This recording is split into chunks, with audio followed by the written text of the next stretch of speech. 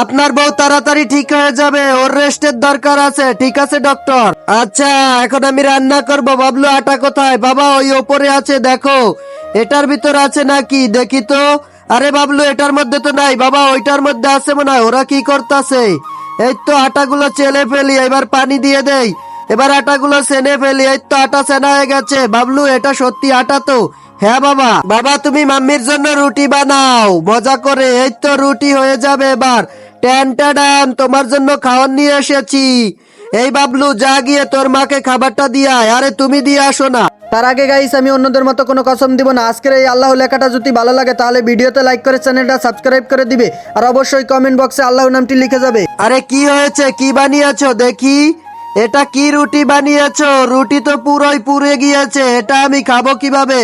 আরে তুমি খাবার খাও, আমি চলে যাই। আরে পাগল একটা, কি বানিয়ে নিয়ে এসেছে?